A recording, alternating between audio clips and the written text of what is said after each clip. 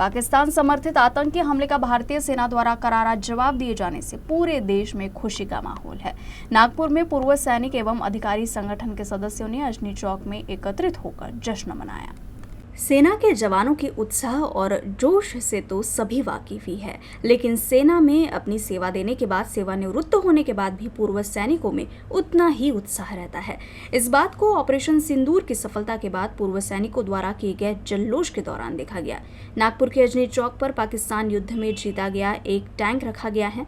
भूतपूर्व सैनिक व अधिकारी संगठन के सदस्यों ने इस टैंक पर चढ़कर और हाथों में तिरंगा लेकर अपनी खुशी का इजहार किया। साथ ही भारत माता की जय का नारा लगाते हुए जोरदार जल्लोश किया। हिंदुस्तान जिंदाबाद, हिंदुस्तान जिंदाबाद, भारत माता की जय।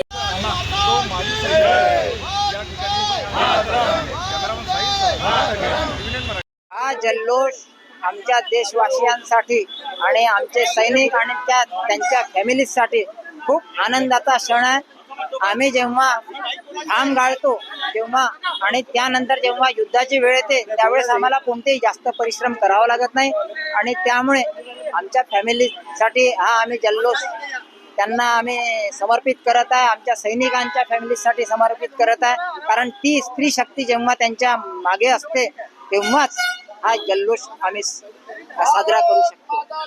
भारताची सैन्य सिद्धता या सफल पराक्रमामुळे पुन्हा सिद्ध झाली आणि पुन्हा कोणत्याही देशाने भारताकडे वाईट दृष्टीने बघू नये यासाठी हे आजचा जल्लोष आम्ही या पाकिस्तानकडून जिंकलेल्या शेरमन टँक समोर साजरा करत आहे।